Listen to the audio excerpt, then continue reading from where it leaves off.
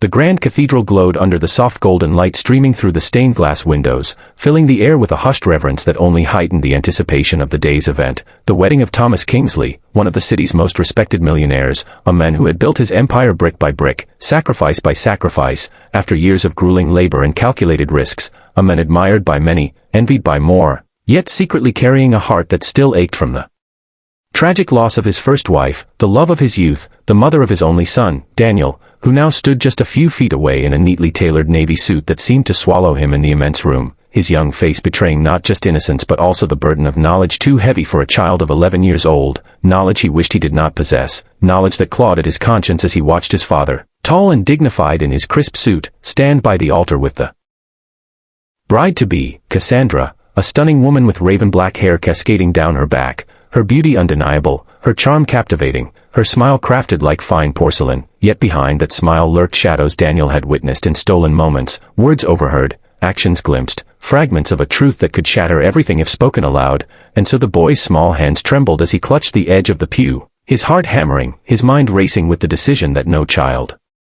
should ever have to make, to keep silent and watch his father step into a trap or to speak the truth and risk being dismissed, ridiculed, or worse, ignored entirely. The guests filled the cathedral, murmuring in awe at the grandeur, their eyes darting to the aisle where roses were scattered, the air heavy with perfume and candlelight, the atmosphere thick with anticipation as the orchestra played softly in the background, but in Daniel's ears the music was drowned out by the echo of Cassandra's voice, a voice he had overheard one evening when his father was away on business, a voice cold and venomous as she whispered into her phone words that no loving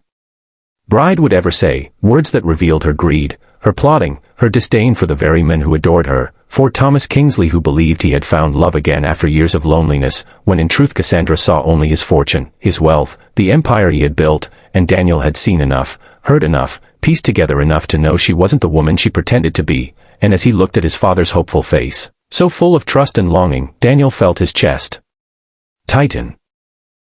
For he knew time was running out, and once the vows were spoken, once the rings were exchanged, there would be no turning back. His father would be bound to a woman who sought not his love but his legacy.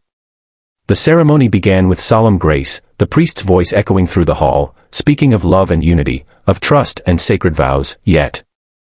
every word stabbed at Daniel like a cruel reminder of the falsehood unfolding before them, for Cassandra's eyes, though glistening with feigned emotion, flickered once or twice with a sharpness Daniel alone seemed to notice, a fleeting arrogance, as though she already held victory in her hands, as though she could hardly wait for the moment she would stand as Mrs. Kingsley, the inheritor not of love but of riches, the queen of an empire she had done nothing to build, and Daniel's fists clenched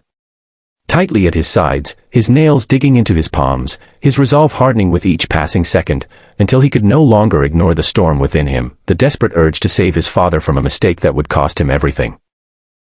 As the priest turned to Thomas and Cassandra, asking if anyone objected to this union, the cathedral fell into expectant silence, broken only by the shuffling of feet and the faint rustle of dresses, and Thomas smiled faintly, gazing at his bride with the tenderness of a man who believed he was about to be whole again, while Cassandra lowered her lashes demurely, feigning shyness, a performance so perfect it might have fooled everyone but Daniel, who suddenly felt his heart leap into his throat, his voice clawing its way up, and before he could stop himself, before fear could silence him, his young voice rang out, trembling yet loud enough to echo across the chamber, "Dad, don't marry her."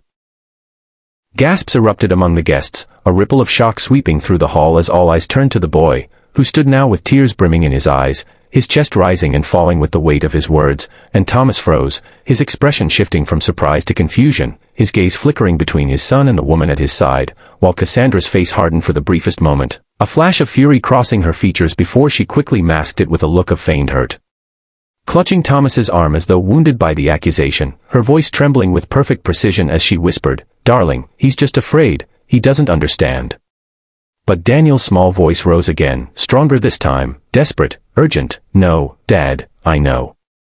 I've heard her, I've seen her. She doesn't love you, she only wants your money."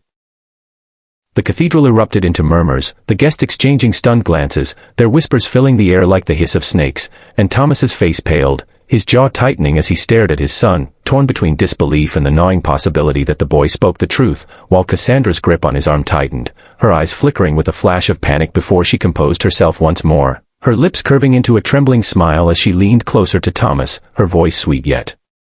edged with venom as she murmured, "He's a child, Thomas, he's grieving, he doesn't want to see you move on, that's all, please, don't let him ruin this for us." But Daniel would not be silenced, his